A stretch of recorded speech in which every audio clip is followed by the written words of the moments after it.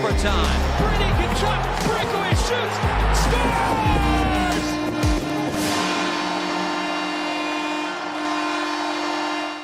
All right, Sens fans, the collab you've been waiting for. The Locked On Senator podcast is on Sens Talk. Lads, how are you doing? Great to see you here.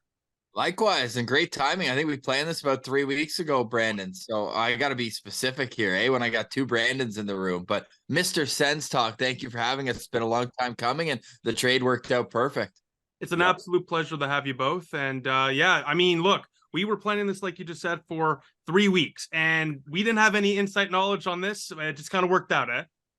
Yeah, that's the thing. If you're going to have some sort of podcast collaboration, why not throw the biggest trade of the offseason in the mix here? Sounds good. So let's get it started. So we all know the trade. Alex DeBrincat is now at a Detroit Red Wing. What do you guys think about the trade overall? Ross, do you want to hit this one? Sure, we spoke about it last night on Locked On Sens, where it's just you're painted into a corner. I think the conversation almost has to start a year ago. Like, was it worth the gamble at the time? I still say yes. I think that it showed that they were ready to take a next step. It convinced, if not already, that Claude Giroux was wanting to play for this team and come home. And we just saw it's hard to, fault him for wanting to play in his hometown. The contract looks like a sweetheart deal, though. 4 years, under $8 million per year. Obviously, the Sens offered more term than that, and I'm assuming more financial benefits as well. He's going to be free agent at 29, so he could still cash in. But from a Sens perspective, I think they did what they could in the situation. I would have liked Detroit's first-round pick at the very least, rather than the worst of the two picks. I wish Ottawa had the choice even of which pick to have. So that to me is probably the one kind of nail that I feel you could have fought back on a little bit. But the rest of it, you get a roster player, a middle six guy, and a prospect who might be an NHLer. I'm not overly excited, but I also don't think it was a complete thud either, because I do have high hopes for Kubalik as well. What about you, Pilsy? Yeah, very similar for me. I think, you can't look at this trade in a vacuum and judge how Pierre Dorion is making this roster just based on this trade. Because look, the Detroit Red Wings, they got the best player in this trade. That's undisputable. They got him extended. Kubalik is not even extended, and he's the lesser player. But then you look at the pick the Sens get, you get a prospect, you get a fourth rounder thrown in there as well. But really, where this trade kind of gives me comfort, Brandon, is the fact that the Senators wouldn't have been able to go on with Alex DeBrincat in their mix, just with the way this cap structure is set up, with the long-term deals they already have, with players coming up that are going to get big deals. They needed to make room somehow, and they couldn't afford the luxury of Alex DeBrincat. Even if they got that same nice contract that Detroit got, they don't have the space for that, even right now. And I know the cap's going up and maybe they can move players and stuff, but I think as far as like big picture goes, this is something the Ottawa Senators needed to do. And when you take a look at kind of the leverage Alex DeBrincat ended up having in this situation and kind of where the Sens were forced to deal with, he only would go somewhere where he could sign an extension. He was only going to sign an extension with certain teams. He wanted a longer term deal, even though he didn't get it. But the Ottawa Senators there wasn't a lot of maneuvering they could do here. So I think overall it's a fine situation. And as a whole, the Ottawa Senators are in a better situation this season than they were last year. I'll tell you what, I agree with both of you in terms of I'd still make that trade any day of the week. The original trade with Chicago. Because look, if you break down this trade and compare it to that, it's basically a wash. You get a first round pick. Yeah, a little bit later in the first round, still a first round pick, still a very valuable asset. You get Sebrango, a third round prospect. So there's your third that you gave up to Chicago. And Kubalik, you would have to give up at least a second to acquire him. So 1, 2, 3 right there. And then you add on a fourth. So it's basically a wash. It's worth the gamble on a 25-year-old multi-40 goal scorer. That doesn't happen every single day when a player like that becomes available. So I take that swing every single day of the week. This business is about risks, especially when you're in a smaller market. You don't get these type of players all the time. And sometimes you hit a home run, like with Claude Giroux. Sometimes you absolutely swing and miss with Alex DeBrincat. That's just the nature of the game. That's what happens. But for Ottawa, you guys mentioned Kubalik. This guy scored 30 before, ironically enough, with Chicago. Has also scored 20 last year with Detroit. Usually hovers around 15 to 20 goals per year. Consistently a solid third line, second line type of NHL player, middle six forward. What are your impressions on Kubalik, and what do you expect from him going into next year? Well, I actually like Kubalik as a player a lot. And I think that's where I get some more comfort from this is because, look, I think he's going to be a really good fit here. Ross and I mentioned on our show that with Alex DeBrincat, you didn't need him to be a top line winger. You didn't really need him to be a top six winger even. You just needed him to be a guy that can help out on that second line, because with how good that top line is of Brady, Timmy, and Giroux, and then now you've got Norris and Batherson, all you needed was a third guy for that line. You didn't need someone as high profile and as expensive and with as much potential as Alex DeBrincat had, because it's not going to work eventually with the cap. That's just the way the cap world runs here. So Kubalik is a guy with more size than DeBrincat. He plays a more physical game. I still think he has a knack for goal scoring at a lesser extent than DeBrincat, of course. DeBrincat's one of the best goal scorers in the entire league. And you get a little bit more flexibility with Kubalik here now at 2.5 million. If he can score 20, 25 goals, that's a bargain, if you ask me. And I think that it's really going to help out. And the thing here is Alex DeBrincat, unfortunately, didn't get to spend a lot of time with Tim Stützle or Josh Norris. It's likely that Kubalik is going to play with Norris and Batherson. At least that's where I have him in this situation. So I think that's a spot where he can have success, and I'm excited to see what he can do here. And I think that Senators players, if they're really down bad about this, go watch some Kubalik highlights, and I think you'll be pleasantly surprised. A one-timer king, this guy. He scores like 60% of his goals on one-timers. Oh, yeah. If you watch his power play highlights with Detroit, I put in my video last night.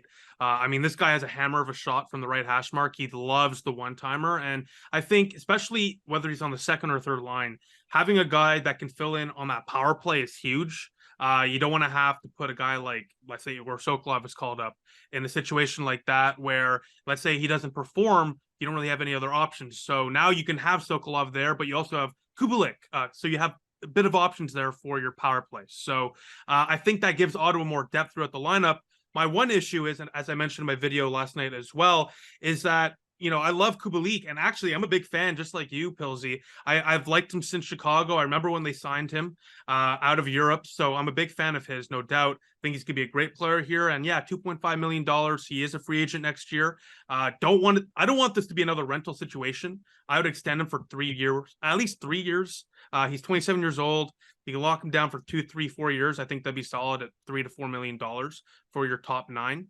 But back to my point, Ottawa only got one NHL player in this trade, not two. So now you have a hole, whether it's in the top 6 or in the bottom 6. If you have Kubalik, like you said, on that second line with Norris and Batherson, I mean, that could be a phenomenal line. Norris is a great playmaker and whatnot. But at the same time, who do you have now in the bottom 6? Does Joseph get another chance on that third line, which I'd like to see him get another chance? I think injuries really derailed his season last year, and Pinto and Gregg have more seasoning in the NHL.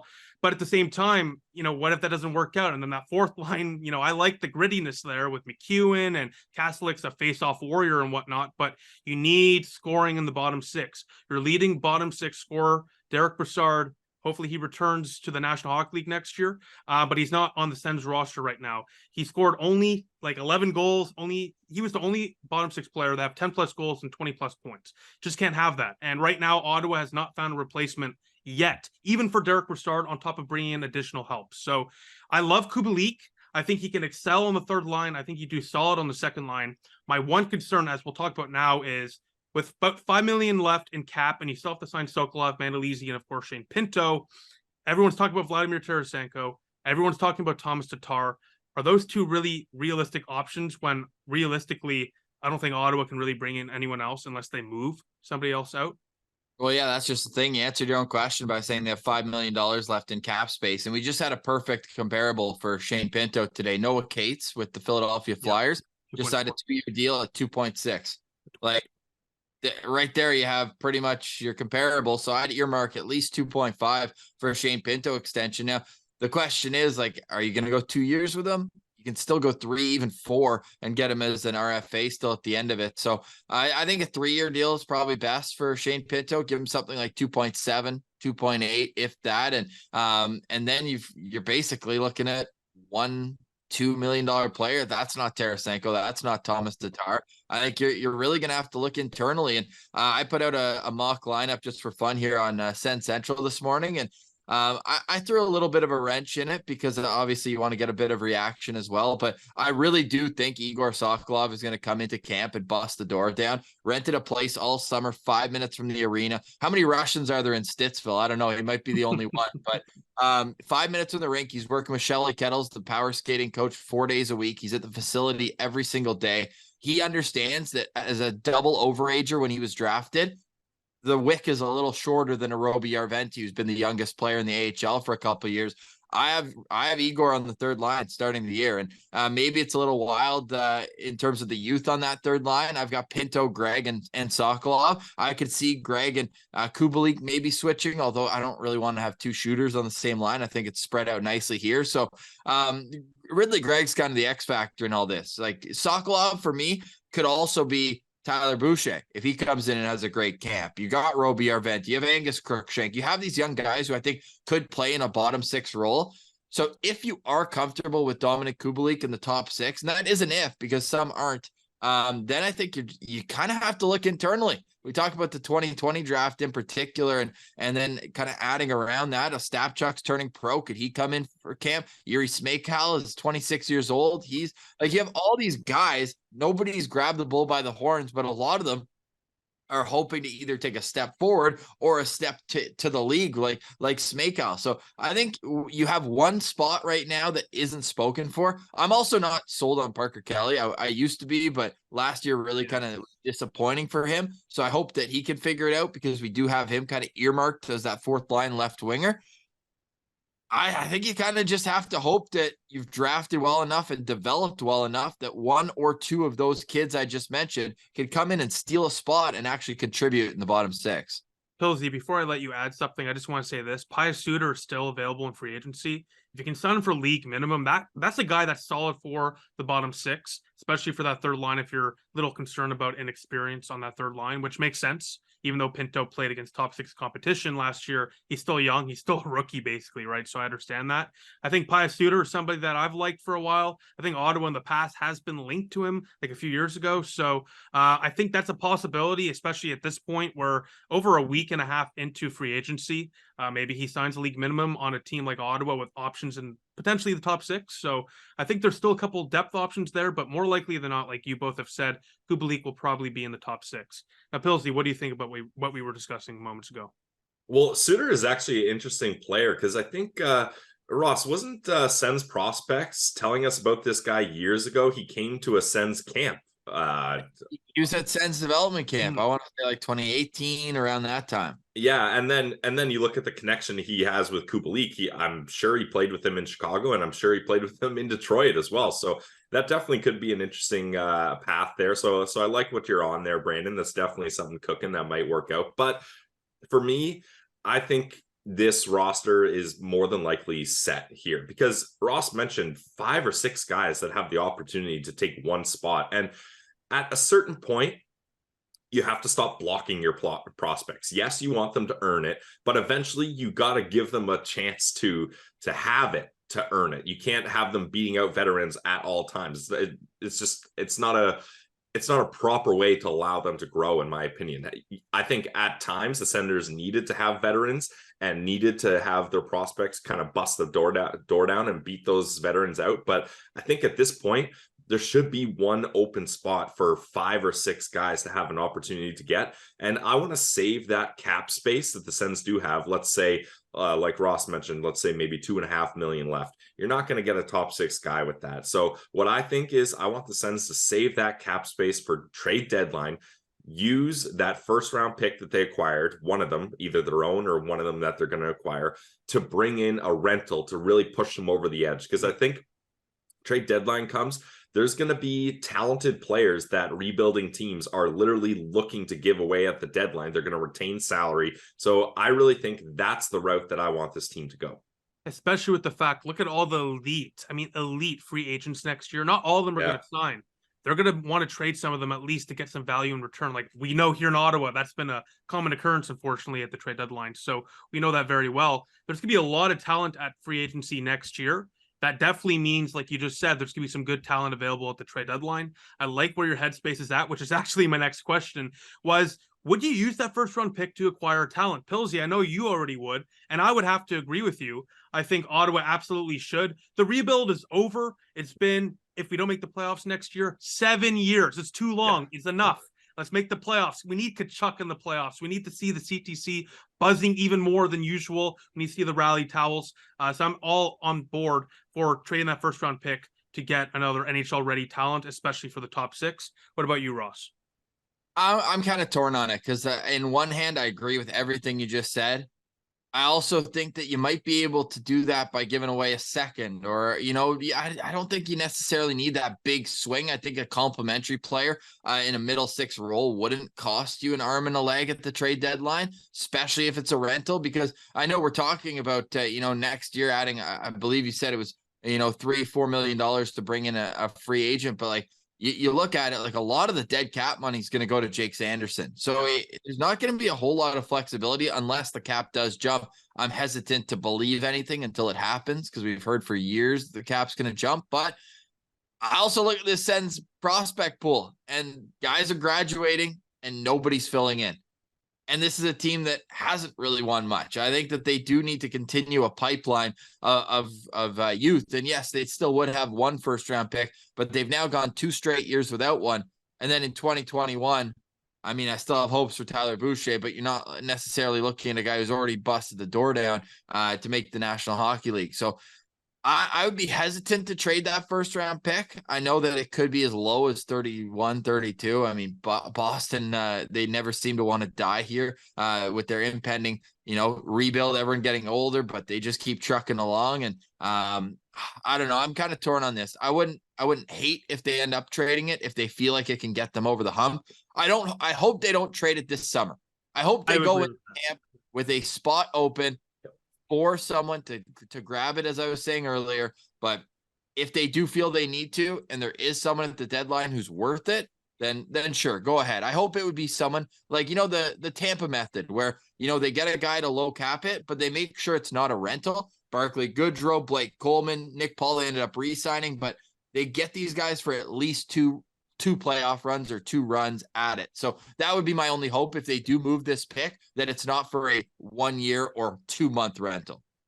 Couldn't agree more, because once again, we just lived through that experience. And like you said, Ottawa, yeah, the rebuild's over, but they haven't won anything. So we don't want to mortgage the future for the present when the present hasn't really delivered any results, especially with the fact, like you said, with Tyler Boucher, with Angus Crookshank, with Igor Sokolov, with Osipchuk coming over to the AHL, potentially the NHL next year.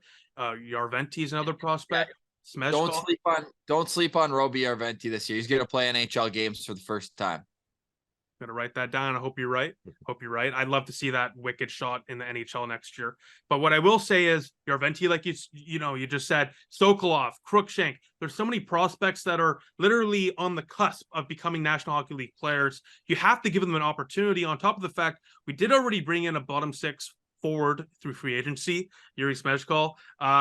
When I made my video when that trade, not when that trade was announced, but when the free agent signing was announced, a lot of people in the comments were a little confused. Oh, well, he's probably going to be in the AHL. No, he's clearly here to push the young guys. And if they're not pushed enough, he gets a spot. He's internal competition. And worst case, he's the 13th forward.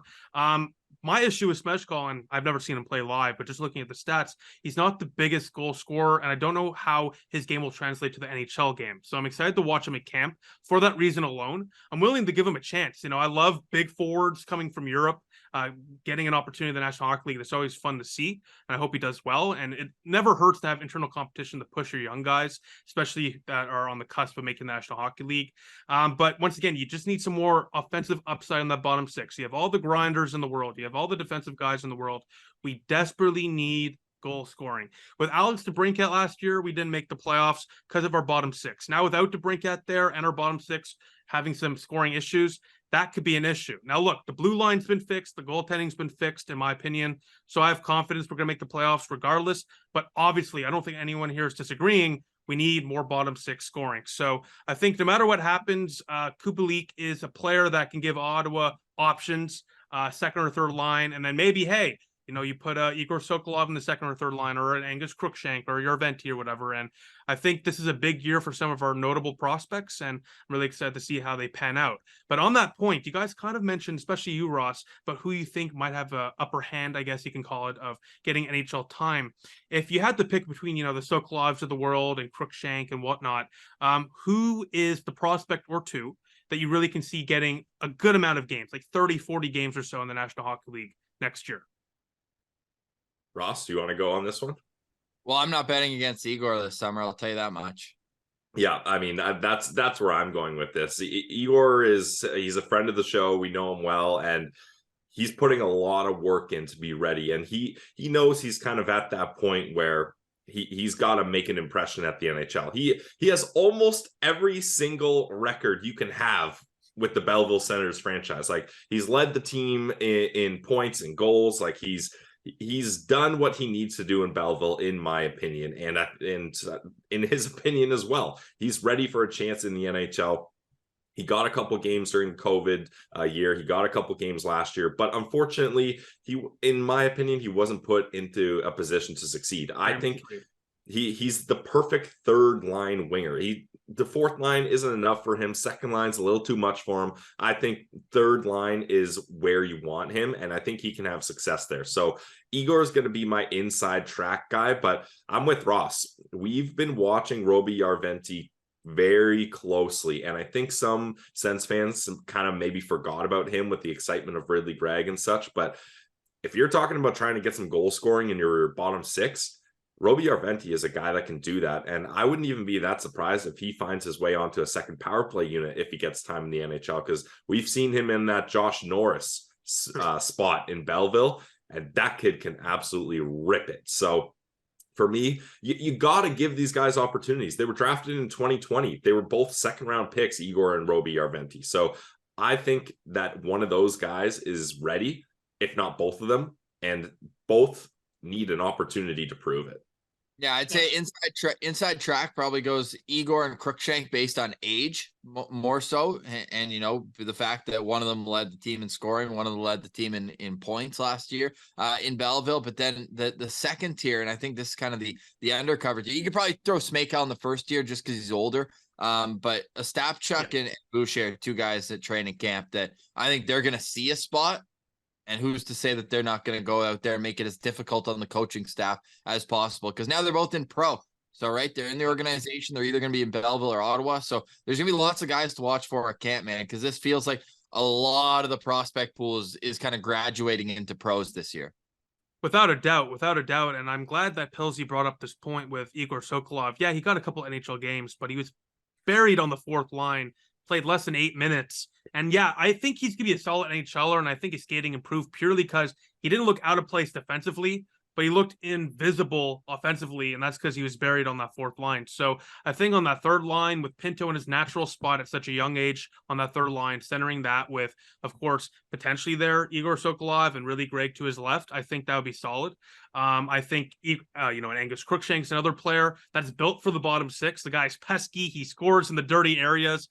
Just a nice little gritty type player. I think that'd be solid even for the fourth line. Let's say Parker Kelly doesn't work out, or Smeshkal or whatever doesn't work out. Crookshank, I'm very comfortable with him on the fourth line because his game is offensive, but he also brings a lot of other intangibles to his game and to the team that can truly help the Senators in the bottom six. And of course, he has that offensive upside. So Crookshank and Sokolov for sure have the inside track, of course, just because of age and just because of what they've done in the AHL. Smeshkal coming over from Europe, he has to get a look. It would be wrong not to give him a look. He's literally coming over to a new country, a new league to get an opportunity. So he has to get an opportunity. So we'll see what happens with that. But like you said, Boucher, I think he can sniff a few games in the NHL this year. I'd be shocked if he didn't. Ostapchuk, I'm a big fan of his, but I think they see a lot of promise in Ostapchuk, and we've seen in the past what they do when they have a lot of promise in a prospect. They usually keep them in the AHL and over marinate them with and there's no reason. There's no issue with that whatsoever for a player like Osipchuk, who frankly I don't want to put him on the fourth line either. I'd like him on that third line in a couple of years.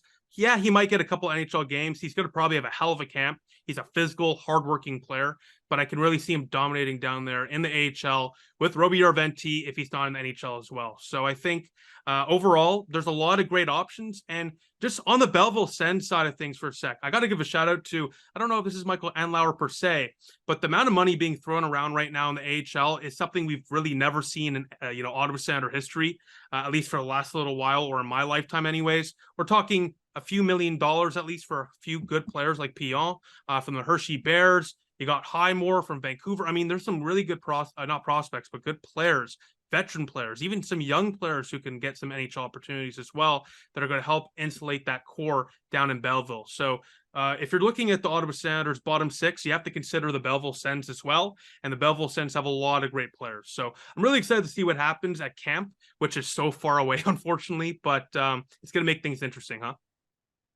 Oh yeah, it's going to be a good camp. And that's the thing, like, you want so many different options and you want guys to look like, hey, there's one spot there, but there's probably 4 or 5 of us that are going for that same spot. So I think camp is going to be absolutely fascinating. I wouldn't be surprised if Pierre Dorion's not done yet.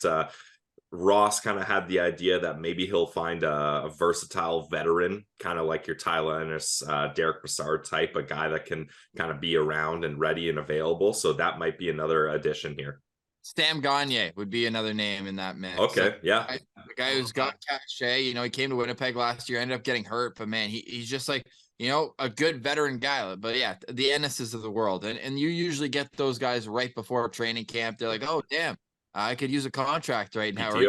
Or even a PTO, that sort of thing. And it's a risk-free look at a player or on a 1-year deal. So yeah, that would be the only thing that I would say, because to anyone who wants Tarasenko or Tatar, what's the corresponding move? Because you're not just bringing in a $5 million player right now. They just can't afford it. And but I understand though, and the way that it's coming here as a Sens fan, it's like we don't look at the cap. We never have.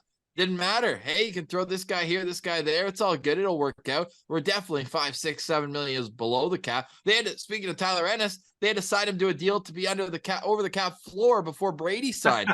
So like, we're not far removed from that. So I think it will take a while for everyone to understand that money isn't unlimited in the National Hockey League. And I kind of get a laugh because everyone says, oh, the top 4D was brutal. We got to fix it. They fix it. And then it's like, oh, they don't have enough scoring. It's like, yeah, well, you have to have a balance of and decide where you're going to allocate your resources. Because, yeah, in an NHL world, there's only a certain limit of what you can spend.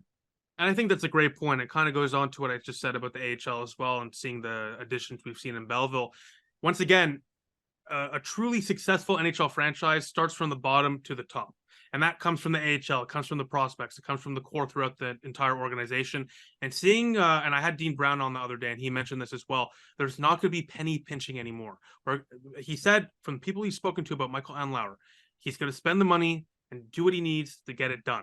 So these are encouraging words. And for us, as myself, as a Sens fan, and you guys, of course, as Sens fans as well, it's going to take a bit of getting used to, having to look at cap situations and seeing if we can squeeze in money and maybe signing bonuses and whatnot.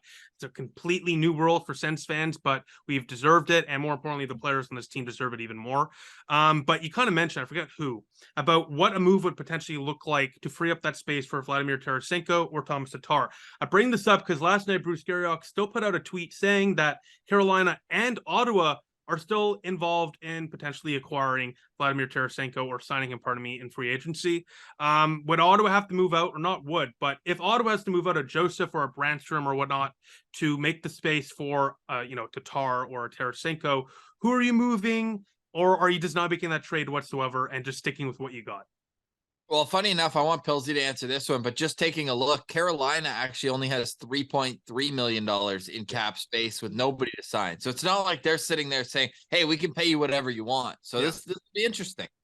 Well, I think Carolina's in a similar spot, and I think the rumor is if they're going to add a Tarasenko or anyone, Brett Pesce's going to be out the door. That's the guy that they're going to move on from. So because they just signed Dmitry Orlov to that high AAV short-term deal. Brett Pesce's their 5th highest paid defenseman, and he's making over $4 million. So, sheesh.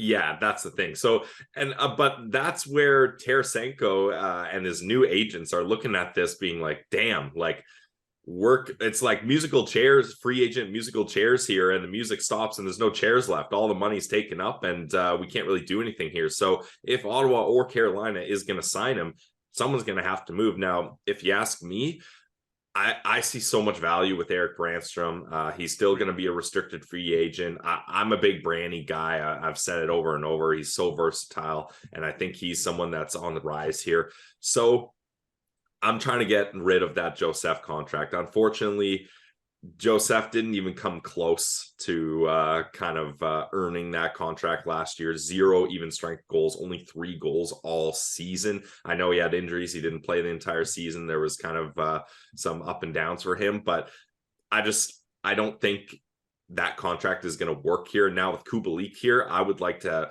in a perfect weird world, Kubalik plays third line. One of Cruikshank, Sokolov, Yarventi, Schmeichel, one of these guys is another winger, and then you acquire Tarasenko to have him as your top 6 winger replacing DeBrincat. In a perfect world, that's how it goes. So if the Ottawa Senators need to use that first to move Joseph, and like obviously you don't want to do that, that would be another Dorion mopping up his mistakes, but yeah. I don't want both first round picks. I guess I'm in maybe a different position than Ross. I'm more of the mind that one of these picks has to be used to acquire talent. Whether it's freeing up space to get a free agent, you don't need 2 first round picks, in my opinion. So I think if they don't use that as an asset in a trade, it's not the right path for me. Well, I'm looking at his contract right now on Cap Friendly. Matthew Joseph, $2.95 million. I'm not saying we need to buy out the guy, but I would far more. I can't say this enough. Buy him out than use our first round pick to get rid of another contract. The reason we drafted, I don't have to tell you guys this, of course. You guys covered literally every prospect in this draft. You guys know very much about this draft, but Ottawa had to trade, all 3 of their first picks. The first round one, I'm fine with getting Chychrun, but the second and third were gone because we got rid of other contracts. It's enough. I like Pierre Dorion. I think the guy deserves one more year here to build a playoff team. He's built this lineup. He's built this core. He deserves a chance. But at the same time, it's enough with these patch-up jobs and giving up top assets to get rid of your mistakes. So for Joseph, you're getting MDZ, you're getting Murray, and who's the other player? There's 3 players that are on the buyout. So Colin White. So those 3 contracts are going to be off the books by next year, I believe. So Joseph at 2.95, you're probably looking at 1.5 million, buyout. But more importantly, he's a solid player. It's not the most egregious contract. I think you can absolutely attach maybe a Lassie Thompson, who I like, by the way, but a Lassie Thompson to him with a 3rd or 4th round pick. And I think a team like, I don't know, middle, like the New York Islanders, like a team that's kind of on the cusp of being a playoff team, kind of mediocre, kind of middle of the pack, can absolutely want to acquire a player like that. So I think there's still value to Matthew Joseph just because the contract's not above $3 million. Overall in his entire NHL career, he's had productive seasons up until last year with injuries. He is a prime bounce back candidate, but once again, like you guys have already mentioned, we just don't have the space available if you want to bring in a Tatar or Tarasenko, or even with Sanderson next year, to have a guy like that only scoring 3 goals. Like, you just can't have that. So we'll see what happens with Joseph, but I cannot agree with you more on Erik Brannstrom. He, if you look at the defensive metrics, was one of this team's best defensemen, and that's unbelievable considering a few years ago he was getting absolutely murdered in the boards, murdered in the corners, getting injured every second play. Now you can't knock him off the puck, and he's doing the murdering in the boards. He's really strong on the puck and along the boards. So for Erik Brannstrom, the progress that we've seen with him over the last few years has been incredible defensively. Yeah, he lacks a little offensive production, I guess you can call it, but when you're on the 3rd pairing, not getting power play time, that's going to happen. So for Erik Brannstrom, another year of control with RFA status as well. It's a valuable contract. He's still young, only going to get better, hasn't even hit his prime yet. This is a guy you traded Mark Stone for. You shouldn't be giving him up to bring in a free agent acquisition. This is a guy that can stay on that blue line. Hamnick's not going to be here forever. Clevin and him together would be fantastic as well. And once again, with JBD and Thompson and Hamnick not being here forever, I mean, you have options there. And I think with Erik Brannstrom, this is a guy you want to keep around long term.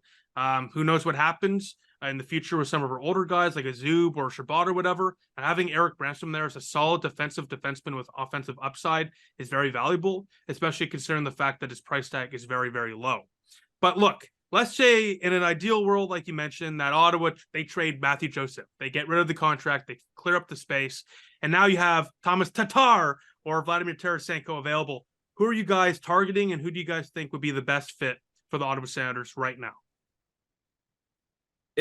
It's interesting because I think they're both kind of, there's pros and cons to both of them. I think Tarasenko would be a better fit just because he's got a little bit more goal scoring prowess. But then you start looking at the injury risks. He's had shoulder injuries. He broke his hand last year. He's older than Tatar, I believe, or maybe they're similar ages, but he's probably going to cost more than Tomas Tatar. But I think he's a guy that would be better on your second line, or he could even play up on your first line if you want to do some mixing and moving here. Whereas Tatar, I think, would be a better kind of middle six guy, and I think he would come at a cheaper price tag. But I'm not so sure he's a guy that plays with a lot of pace, and that he's a guy that DJ Smith would love to have around.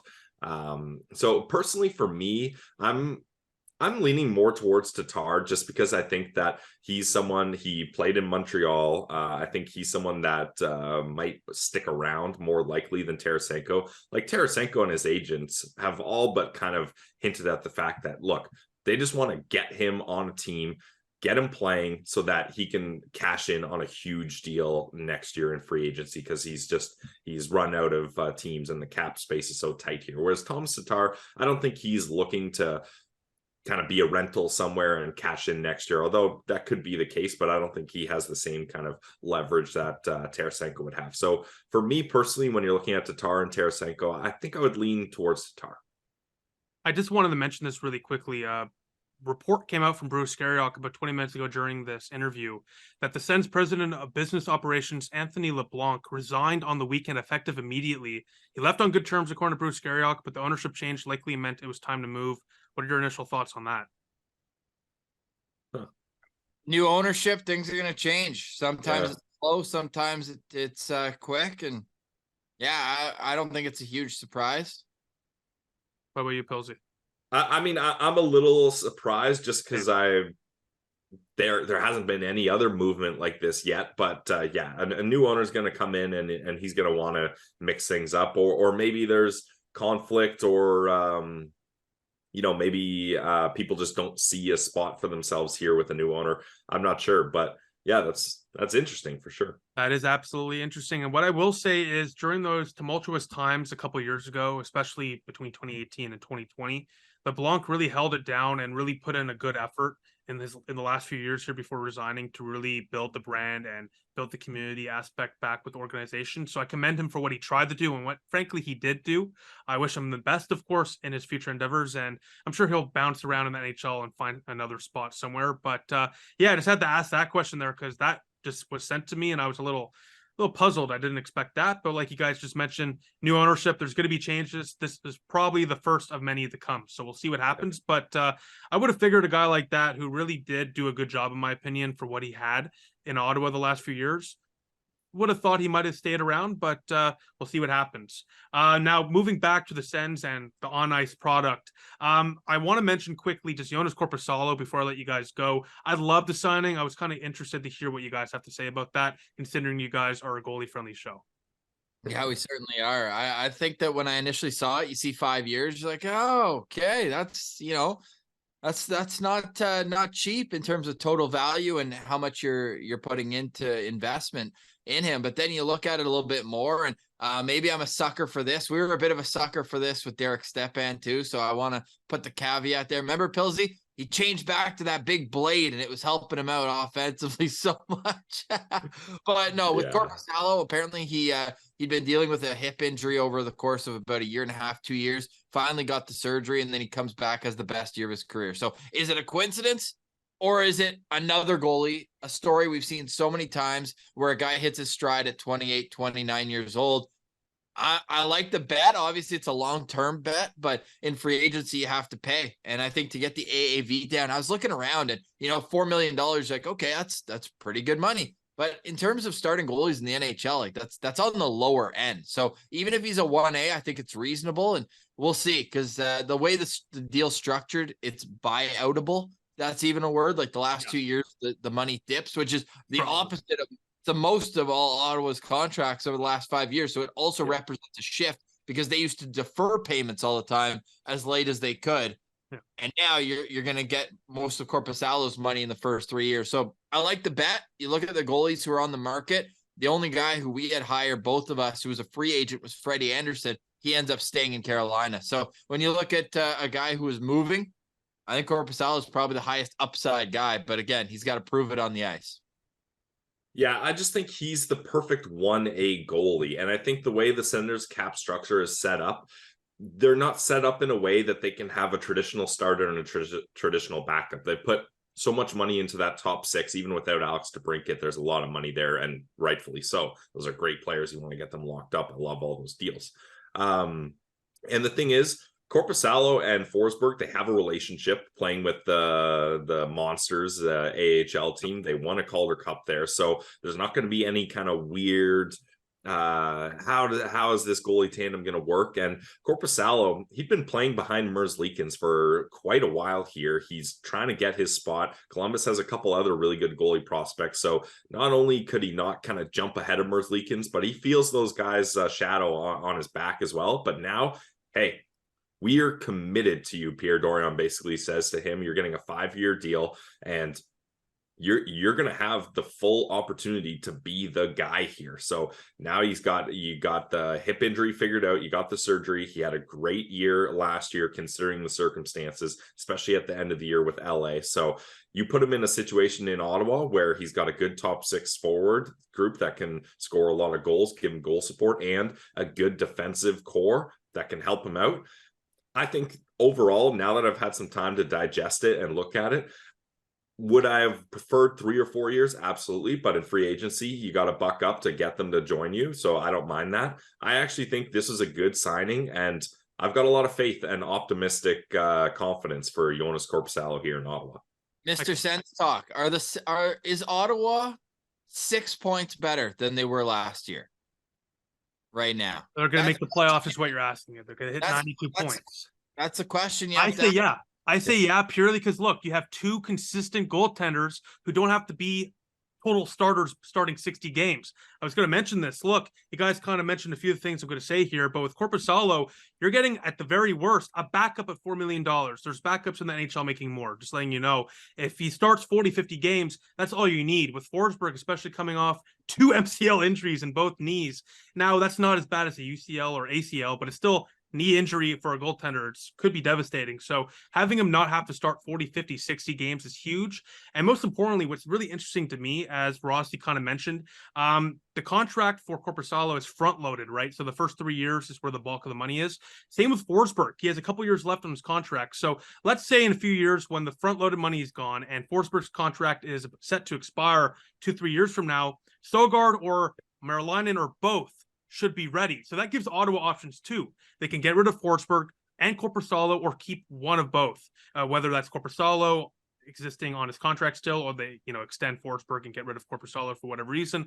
It gives them options, and then you can still gradually call up Merlainen or, of course, Sogard, because by then you would expect they should be good for at least 30-40 starts in a couple of years from now. So Sogard at the very least should be anyways. So it gives Ottawa options in terms of their prospects as well. But in terms of the right now element, once again, Korpisalo has the physical tools to continue to get better. He's so flexible, so athletic, so athletic. It's unbelievable how many diving stops this guy makes. So I'm excited to watch him play. It's gonna be a walking highlight reel, no doubt about it. But once again, it gives Ottawa a chance to win every single night. Forsberg, as you guys know, is one of the most underrated goaltenders in the National Hockey League. Is some of the best advanced analytics. He's like a top 15 goaltender. Some of the key advanced analytic categories, like goals saved above average, I believe, for example. So Forsberg's a fantastic goaltender. Korpisalo in 40-50 starts, I think, could be solid as well. So it gives Ottawa good strength in the crease, knowing that no matter who's in the net, whether it's Forsberg or Korpisalo or even on the odd night, Matt Sogard, they should have a good chance to win. So I love the signing, and like you guys mentioned, giving him a 5th year, might be a little much, but the contract's front loaded, and most importantly, that drops the AAV down. That allows us to, sign Pinto and Sanderson in the future without having to have any issue. And once again, $4 million, really not egregious when you look at the market. I mean, like you mentioned, Anderson's gone. Ronta was gone. Both went to Carolina. Of course, Semyon Varlamov stayed in New York with the Islanders, who's another player I would have liked. And of course, you're not signing Tristan Jarry for nearly $6 million. No, thank you. So I cannot be happier with this, especially considering Ottawa literally had no other options. So I think it worked out very well, and I'm excited to see the dynamic duo in the crease hopefully bring another championship together here in the nation's capital.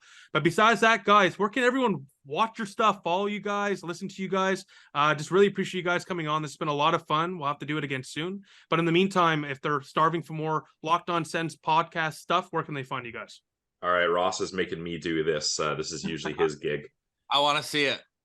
So you can find us on Instagram at lockedon.senators on Instagram. Did I get that one right? Yeah, absolutely. I'm a big social media guy, as you can tell. You can find us on Twitter at Sens Central. Ross, I believe you even dipped your toe into the Thread universe, right? Do we have a Threads account?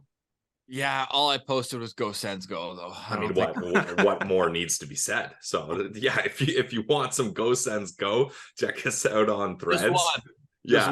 Just so we have one thread on Threads. Of course, you can find our show on YouTube. We've got lots of great live interviews that we still have banked that we're going to release. We've got Oscar Pettersson and Philip Nordberg. We've got Tyler Clevin. That's going to come out on tomorrow's show or Tuesday. I'm not sure when you're putting this out, Brandon. Yeah, then we also have Tyler Boucher as well. And we got our organizational value rankings we're going to be doing soon, which we've done this for 3 seasons, Ross, where we rank, and I'm not kidding, every single player in the Ottawa Senators organization. And it's hilarious to look back at them and see where we had guys ranked and how people go up and down through the years, because we've done this for a while now. So keep your eyes open for that. You can watch us on YouTube, or if you like audio listening podcasts, check us out on Apple, Spotify, wherever you get your podcasts. And we will be going down to 3 shows a week instead of 5 soon, but there's still going to be a lot of great content. Don't you worry about that. Wow, Pilsy, great work. How did I do there? Very good. Love the plug. Great job. I must say, you're making the you. Brandons of the world proud. Absolutely. That's what I try to do. But look, once again, I mentioned this before we started recording, cannot be more happy for what you guys are doing. You guys are killing it right now. You're really putting the Sens on the map, and it's great to see how this community is really growing. Keep up the great work. Can't wait to have you guys get on soon.